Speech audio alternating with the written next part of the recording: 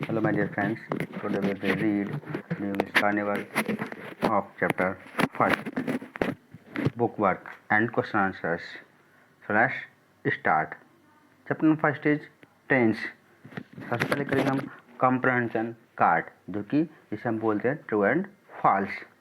तो first question is the child watch the long trains rumbling. It is true यानी कि T. When the trains comes flashing past the pupils lips, it is false. It means F. C. On hot afternoons when mother sleeps, the child watches the train. It is T. यानी कि true. D. The child compares the train to a huge insect crawling into the night. जैसा कि हम poem में पढ़ चुके हैं पहले से, तो उसके अकॉर्डिंग देखा जाए तो ये ट्रू यानी कि टी। ये पोर्शन देखेंगे। Sometimes at night the child hears the roar of lion in his sleep. It is false यानी कि एफ। एफ पोर्शन देखेंगे। The child wonders when and where the trains get to rest. ये भी true है, जैसे कि हमने poem में लास्ट में पढ़ा था। तो इसमें इट मीन्स टी यानी कि ट्रू। अब पढ़ेंगे हम इसके क्वेश्चन और आंसर्स। इसका जो आंसर देंगे, answer this questions with reference to the context, यानी कि हमें जो पैराग्राफ हमको दिया गया है इसको पढ़ करके इसका रेफरेंस के अकॉर्डिंग और इसमें कॉन्टेक्स्ट भी देना, उसके बाद हमें इसके क्वेश्चन आंसर्स करने हैं। तो पैराग्राफ देख रहे हैं। Mother I sit by my window for hours on and watch the long trains rumble past. ये एक हमारे पोइम से कुछ लाइन्स दी गई हैं, इनका हमें रेफरेंस देना होगा और हमें इसका कॉन्टेक्स्ट देना होगा। रेफरेंस का मतलब ये होता है ये लाइन्स कहाँ से ली गई हैं, किसने लिखी हैं, इसके बारे में हमें बताना होता है। तो रेफरेंस देख रहे हैं। The lines in question are extracted from trains written by Humayun Kabir. ये जो लाइन्स जो ली गई हैं, जो क्वेश्चन में दी गई हैं, वो कहाँ से हैं? ट्रेन जो चैप्टर है उसमें से हैं। रिटन बाई हुमायूं कबीर, जो लिखा गया है हुमायूं कबीर के द्वारा। अब कॉन्टेक्स्ट में ये बताना होता है कि जो लाइन हमें दी गई हैं इसमें ये जो ऑथर है क्या कहने जा रहा है, क्या बताने जा रहा है। तो कॉन्टेक्स्ट हम देख रहे हैं। इन these lines the writer tells us about the trains when he sits near window at his home. तो कॉन्टेक्स्ट के अकॉर्डिंग यानी कि इसको प्रसंग जो है इन दीज लाइन्स, इन लाइन्स में द राइटर टेल्स अस, जो राइटर जो लेखक वो हम बता रहा है, क्या बताता है? अबाउट द ट्रेन्स, ट्रेन्स के बारे में। When he sits near window at his home, जब वह अपने घर के बराबर में ही अपने घर पर ही बैठा हुआ है विंडो के बराबर में, उन ट्रेन्स को जब देख रहा है तो उन ट्रेन्स के बारे में बता रहा है। First question is whom is the child talking to in these lines. तो इन लाइन्स में जो बच्चा है वो किससे बातें कर रहा है, किससे बातें कर रहा है? तो इसका आंसर हो जाएगा, जैसे कि हम पोएम में पढ़ चुके हैं, the child is talking to his mother about trains passing by near the house. तो वो जो बच्चा है वो अपनी माँ से बातें कर रहा है, जो उसके घर के पास से जो ट्रेनें गुजर रही हैं, पासिंग हो रही हैं, उनके बारे में वो अपनी माँ से बात कर रहा है। सेकंड क्वेश्चन है how does the child escape the trains. तो जो बच्चा है उन ट्रेन के बारे में, उनको ट्रेन को कैसे डिस्क्राइब करता है, उनके ट्रेन के बारे में कुछ खूबियाँ हैं वो उनको कैसे बताता है। तो आंसर इसका the child describe the trains like slow and fast. तो बच्चा अपनी माँ को बता रहा है, डिस्क्राइब कर रहा है ट्रेन्स के बारे में, स्लो और फास्ट की। कुछ ट्रेनें ऐसी हैं स्लो चल रही हैं, कुछ ट्रेन ऐसी जो फास्ट एक साथ जाती हैं, एक साथ बहुत तेज़ चलती हैं। कुछ क्वाइट होती हैं यानी कि कुछ बिल्कुल शांति से चलती हैं, कोई शोर शराबा कुछ नहीं। एंड नॉइजी, कुछ ट्रेन ऐसी होती है नॉइजी यानी कि बहुत ज़्यादा शोरगुल करती रहती हैं, जैसे कि हॉर्न की आवाज़ है धड़ धड़ करते हुए, इस तरीके से ट्रेनें जाती हैं। उनके बारे में वो बच्चा बता रहा है अपनी माँ को। See what does the child compare the movement of the trains with. तो ये इस क्वेश्चन में पूछा गया है, बता रहा है बच्चा, जो बच्चा है वो ट्रेन्स की जो मूवमेंट जो गति है वो किससे तुलना कर रहा है। उस यानी कि ट्रेन्स जो चल रही हैं वो जो जिस गति से ट्रेन्स चल रही हैं उस गति को किससे कंपेयर कर रहा है, किससे तुलना कर रहा है। आंसर देखेंगे the child compare the movement of the train with a huge elephant, marriage procession and a big snake. तो चाइल्ड है, जो बच्चा है, इस पोइम में जो ट्रेन की जो मूवमेंट है वो कंपेयर कर रहा है विद ए ह्यूज एलिफेंट, एक विशाल एलिफेंट से उसकी कंपेयर कर रहा है। ए मैरिज प्रोसेशन, एक शादी की जो बारात होती है, मैरिज प्रोसेशन बोलते हैं बारात, शादी में जो बारात होती है वो उससे उसकी कंपेयर कर रहा है। एंड ए बिग स्नैक, और एक बड़े से विशाल सांप से उसकी कंपेयर कर रहा है, तुलना कर रहा है। एंड अब देखेंगे हम second paragraph, where do all those trains go day and night. ये हमको उसी ऐसे की तरह एक और पैराग्राफ दिया गया है, कुछ लाइन्स दी गई हैं। तो where do all the trains go day and night, तो इसके अकॉर्डिंग हमें रेफरेंस और कॉन्टेक्स्ट देना, उसके बाद कुछ क्वेश्चन आंसर फिर से करने हैं।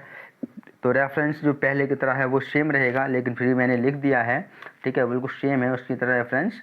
तो रेफरेंस एक ही रहता है, एक ही रहेगा चाहे कितनी भी लाइन आ जाए, लेकिन अगर चैप्टर चेंज हो जाएगा तो रेफरेंस भी चेंज हो जाएगा, उसका जो राइटर है वो भी चेंज हो जाएगा।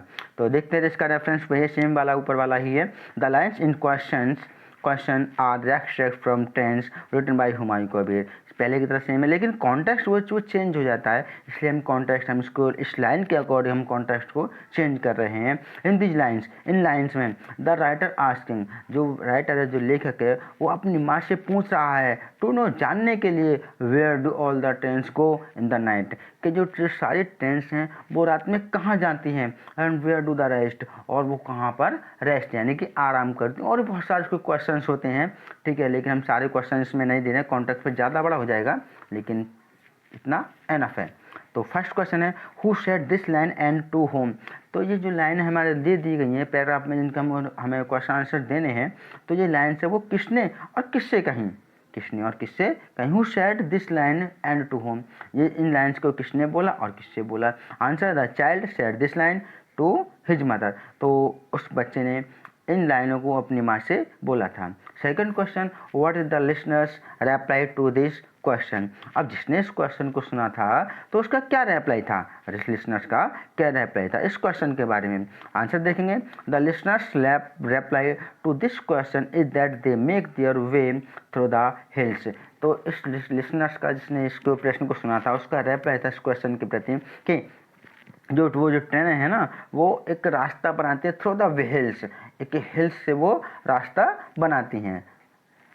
थर्ड क्वेश्चन है what is the final question that the speaker ask. तो एक अंतिम क्वेश्चन क्या था जिसने स्पीकर ने, जो कहने वाला उसने पूछा था। आंसर देखेंगे, the final question is that, जो फाइनल क्वेश्चन था वो है वेयर द ट्रेन्स स्टॉप, कि ट्रेनें कहाँ रुकती हैं, एंड रेस्ट, कहाँ आराम करती हैं, after a long restless journey, एक लंबी रेस्ट बिना आराम किए वाली जो यात्रा है उसमें वो कहाँ रुकती हैं, कहाँ पर वो आराम करती हैं। This is the final question. Let's forward, now we will do figure of speech. जैसा कि हम देख रहे हैं स्क्रीन पर आपको शो हो रहा होगा, a figure of speech is figurative language in the form of a single word or a phrase। A figure of speech, ये एक figure of speech figurative language होती है, यानी कि एक अलंकार का मतलब किसी भी सेंटेंस को, किसी भी भाषा को अलंकार करना, अलंकृत कर देना, यानी कि किसी भी भाषा को उसको सजा देना, उसकी सुंदरता में चार चांद और लगा देना, ठीक है। In the form of a single word, कैसा भी वो सिंगल वर्ड हो ना उसमें वो चार चांद लगा देता है, और अ फ्रेज या फिर कोई मुहावरा हो उसको भी और ज़्यादा वो मोस्ट अट्रैक्टिव बना देता है। It gives special effect to a piece of writing. तो इट गिव्स, यह दे देता है क्या, स्पेशल इफेक्ट, कुछ विशेष इफेक्ट उसको दे देता है, to a piece of writing, कोई भी राइटिंग का टुकड़ा हो उसके लिए। And is mostly use in poetry, और ये सबसे ज़्यादा इसका यूज होता है पोइट्री में, यानी कविताओं में जो इसका सबसे ज़्यादा यूज होता है। Some commonly use figure of speech are, कुछ कॉमनली जो फिगर ऑफ स्पीच है वो यहाँ पर दिए गए हैं। जैसे कि फर्स्ट है सिमिली, यानी कि उपमा। जैसे कि हम इसके नाम से समझ रहे हैं, किसी भी चीज़ को उपमा कर देना, उपमा दे देना किसी भी चीज़ को, यानी कि इसको टाइटल एक प्रकार से दे देना। ये देख रहे हैं, a simile is a figure of speech that makes direct comparison between two different things. एक सिमिली जो वो होता है, फिगर ऑफ स्पीच होता है, वो होता है क्या करता है, डायरेक्ट कंपेरिजन, यानी सीधा सीधा तुलना दे देता है, तुलना करता है किसके बीच में, और तुलना किसके बीच में होती है बात तो हम भी जानते हैं, दो वस्तुएं हों या फिर दो से ज़्यादा वस्तुएं, तो उनमें कंपैरिजन होता है, यहाँ पर तुलना होती है बिटवीन टू डिफरेंट थिंग्स। अब इसमें क्या है, दो अलग अलग चीज़ें होती हैं, उनमें वो कंपैरिजन करता है। It draws compare using the words. अब ये इसमें एक बात और बता दी इसने कि जो कंपैरिजन होगा किसी भी सेंटेंस में, कहीं पर भी जो कंपैरिजन होगा उसमें हमें दो वर्ड ऐसे देखने को मिल जाएंगे जिससे हम आइडेंटिफाई कर लेंगे कि ये सिमिली ही है, ये फिगर ऑफ स्पीच यानी कि सिमिली ही है। कैसे पता करेंगे? इसमें दो वर्ड का यूज होता है, लाइक और एज। फॉर एग्जाम्पल जैसे कि he is as brave as a lion. और देखो उसने एग्जाम्पल दिया, इसका सेंटेंस का अर्थ भी निकल के आ रहा है। कैसे निकल गया? ही इज एज ब्रेव, वह ऐसा बहादुर है, एज ए लाइन जैसा कि एक शेर होता है, ऐसा जैसा, लाइक दैट। ये इस तरीके कुछ इसमें लाइक और इस तरीके से कुछ वर्ड्स में यूज होते हैं। सेकंड है मेटाफर यानी कि रूपक, यानी किसी भी चीज़ को कोई रूप दे देना, किसी को कोई फॉर्म दे देना। अब metaphor is a figure of speech that makes implied or hidden comparison between two objects. If जो मेटाफर जो फिगर ऑफ स्पीच होता है वो क्या करता है? इम्प्लाइड और हिडन कंपेयर, इसमें क्या छिपा हुआ, इम्प्लाइड बोलते हैं निहित होता है, इसमें समाया हुआ होता है। और हिडन कंपेरिजन यानी कि ये कुछ छिपा हुआ तुलना इसमें होती है। बिटवीन और तुलना तो जैसा कि हमने आपको पहले बताया, मतलब दो वस्तुओं के बीच में तुलना हो सकती है। तो बिटवीन टू ऑब्जेक्ट, दो ऑब्जेक्ट के बीच में तुलना हो सकती है that are totally different from each other. और जो वस्तुएं वो कैसी होंगी? टोटली बिल्कुल पूर्ण रूप से दोनों से एक दूसरे से कैसी होंगी? डिफरेंट होंगी, अलग अलग होंगी। But have some characteristics common between them. लेकिन उसमें क्या होगा? कुछ कैरेक्टरिस्टिक्स, कुछ बातें ऐसी होंगी उनसे सेम होंगी, कुछ से मिलती जुलती बातें होंगी। फॉर एग्जाम्पल है education is the passport to great future. अब इसमें जैसे पता है एजुकेशन जो पासपोर्ट है, इससे मिलती जुलती बातें हैं टू ग्रेट फ्यूचर, फ्यूचर के जो ऑप्शन बनाने के लिए बहुत अच्छी बातें हैं। ठीक है, आप देखेंगे पर्सोनिफिकेशन यानी कि देख रहे पर्सन यानी कि एक मानव, पर्सन बोलते हैं मानव, इंसान बोलते हैं, फिक्शन मतलब यानी कि मानवीकरण, यानी कि जो किसी इंसान के बारे में कुछ बता रहा है, किसी इंसान का रूप दे देता है किसी भी चीज़ को, उसको हम बोलेंगे पर्सोनिफिकेशन। तो देखेंगे अब personification is a figure of speech in which the qualities of a person are assigned to something that is not living or not alive. यानी कि इसमें क्या होता है? एक फिगर ऑफ स्पीच है जिसमें एक क्वालिटीज होती हैं, व्यक्ति की जो क्वालिटीज होती हैं आर असाइन, उनको सौंप दिया जाता है, मना मतलब किसी और के ऊपर उनको लगा दिया जाता है, मतलब एक प्रकार से उनको उसको दे दिया जाता है, एक प्रकार से उसको मान लिया जाता है। तो समथिंग कुछ चीज़ के लिए दैट इज नॉट लिविंग, या तो वो जीवित है या फिर नॉट अलाइव, जीवित है, बिल्कुल दोनों ही मतलब बिल्कुल निर्जीव ही हैं, एक प्रकार से उनको मान लिया। जैसे कि एग्जाम्पल है the hot sun glared at me from the sky. जो हॉट है ना, जो सूरज है वो घूर रहा है मेरी तरफ, आकाश से मेरी तरफ घूर रहा है। अब जैसा कि जानते हैं कि केवल इंसान ही किसी चीज़ को घूर सकता है, घूरता है, तो उसने इनको मानवीकरण रूप दे दिया, पर्सोनिफिकेशन दे दिया कि जो सूरज है वो मेरी तरफ घूर रहा है आकाश से। अब देखेंगे हाइपरबोल यानी कि अतिशयोक्ति, यानी किसी बात को बड़ा चढ़ा करके बोलना, तो उसे बोल देंगे हम hyperbole. Hyperbole is a figure of speech in which exaggeration is used for emphasize or effect.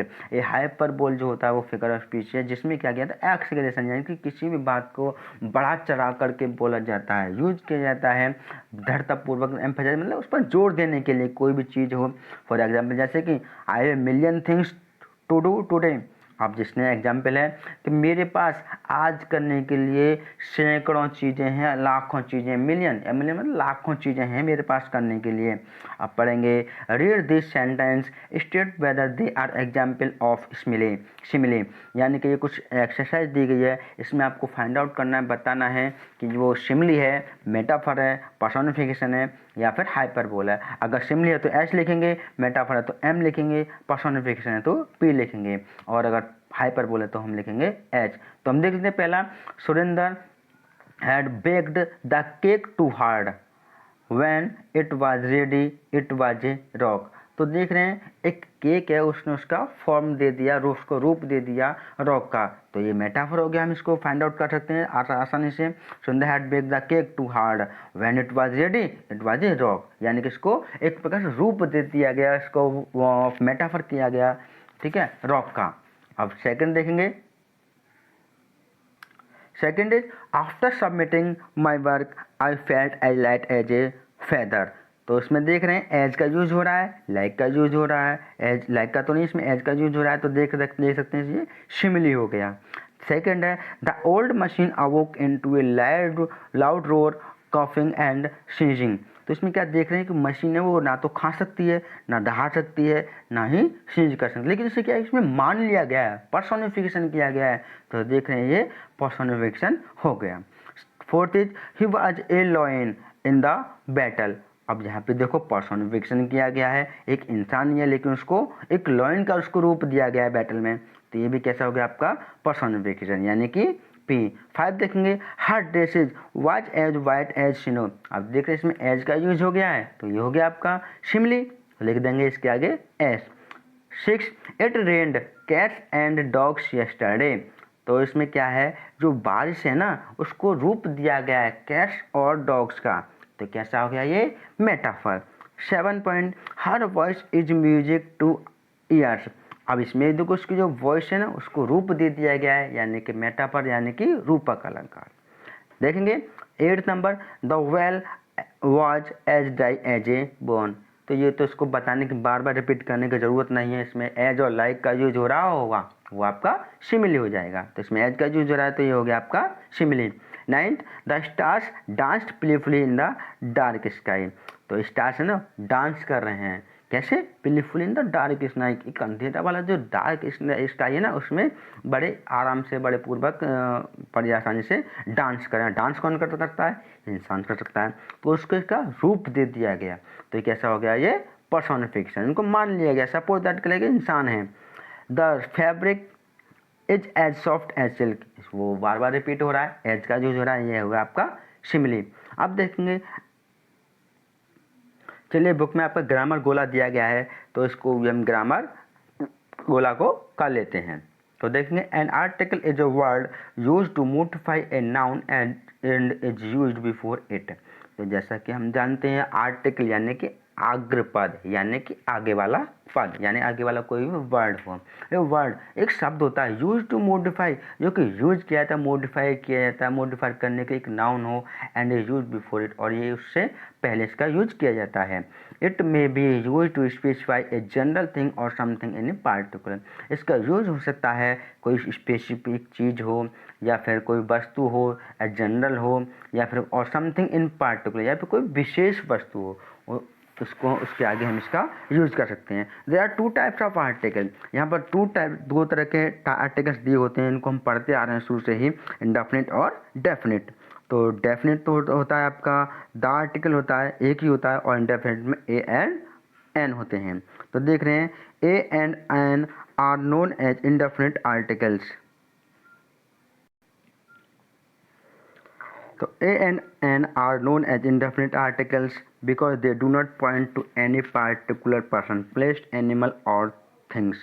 तो indefinite आर्टिकल कौन कौन से होते हैं, A और N होते हैं, known as indefinite articles, इनको जाना जाता है क्योंकि they do not point, ये इशारा नहीं करते हैं to any particular person, कोई विशेष व्यक्ति उसकी तरफ इशारा नहीं करते हैं, कोई विशेष स्थान हो उसकी तरफ इशारा नहीं करते हैं, कोई विशेष एनिमल हो या कोई थिंग हो, कोई वस्तु हो, इसकी तरफ इशारा नहीं करते, इसलिए इंडेफिनिट है।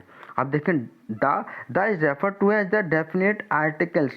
तो द को हम डेफिनेट आर्टिकल के रूप में जानते हैं क्योंकि it refers to a specific और पर्टिकुलर पर्सन, प्लेस और एनिमल और थिंग्स। तो ये बताता है क्योंकि बताए रेफर्स करता है टू ए स्पेसिफिक, कोई विशेष हो, कोई पार्टिकुलर व्यक्ति हो, स्थान हो, एनिमल और थिंग हो, तो इसके बारे में हमें ये बताता है। अब देखेंगे rewrite this sentence correctly bye inserting, deleting और चेंजिंग आर्टिकल्स। तो इन सेंटेंस को हमें दोबारा से लिखना है, ठीक है। तो चलते हैं। French is not a easy language. अब देख रहे हैं हम अगर कोई भी साउंड होता है, कोई वॉवल होता है, तो उससे हम पहले ए एन का यूज़ करते हैं। तो देख रहे हैं ईजी, तो ईजी से पहले ए का यूज़ हो रहा है, तो यहाँ पर हम एन का यूज़ कर देंगे।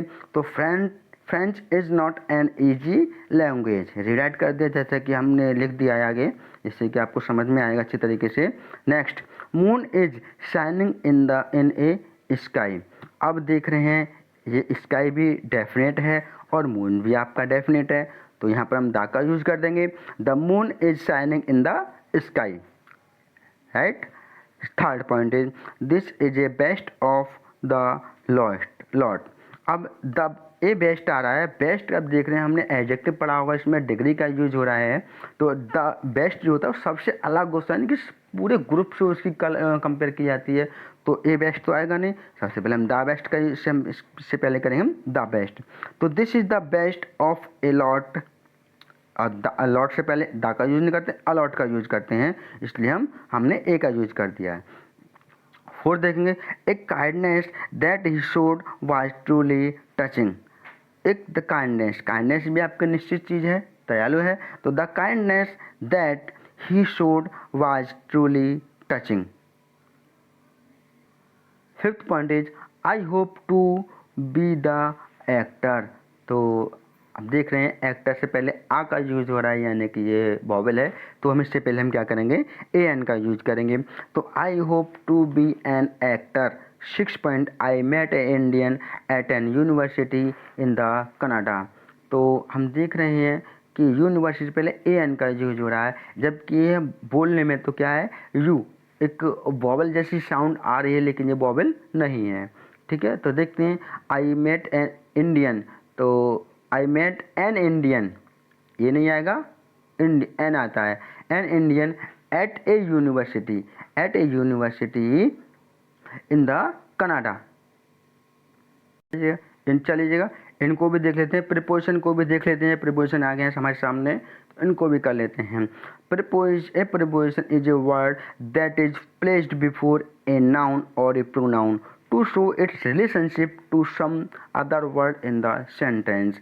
ए प्रीपोजिशन एक वो वर्ड होता है जो क्या क्या है, प्लेस्ड बिफोर ए नाउन, एक नाउन से पहले इसका यूज किया जाता है, और ए प्रोनाउन या फिर कोई प्रोनाउन होगा उससे पहले इसका यूज कर सकते हैं। टू शो, ये दिखाने के लिए, its relationship to some other word in the sentence, कि इसका कुछ ना कुछ संबंध है, दूसरे जो वर्ड है उससे उनका कुछ ना कुछ संबंध है, यानी कि उनसे कुछ ना कुछ रिलेशन है। तो ये कुछ टाइप्स दिए गए हैं, इनको आप पढ़ लेंगे, देख लेंगे, समझ लेंगे। हम डायरेक्ट एक्सरसाइज पर चलते हैं। ठीक है, तो चलते हैं एक्सरसाइज पर। This is the exercise, complete this sentence using suitable prepositions. ये कुछ प्रीपोजिशन, सूटेबल प्रीपोजिशन का यूज करके इनको फिलअप करना है। और जैसा कि हम देख रहे हैं, हमने पहले एक टेबल देखी थी ग्रीन कलर में, उसको आप पढ़ लेंगे। ठीक है, और पढ़ लेंगे तो अच्छा होगा, इससे अच्छे तरीके से समझ में भी आएंगे। अब फर्स्ट पॉइंट देखते हैं, दिस पैसेज इज, अब देख रहे हैं, ए नॉवेल बाय जेन ऑस्टन। तो इसके अकॉर्डिंग देखा जाए तो ये फ्रॉम है, फ्रॉम, अब इसमें हम फ्रॉम का यूज करेंगे। सेकंड है, I found a 2 rupee coin in my pocket. Third, where did this dress come from. Fourth point, the residents in the locality informed the police that a stranger had been sitting near the Central Park since morning. 5 point, that is the book I was looking for। यहाँ तक आपके लिए जो exercise है वो complete हो गई है, और ये एक्सरसाइज थी आपकी chapter number 5 class 8th 10th।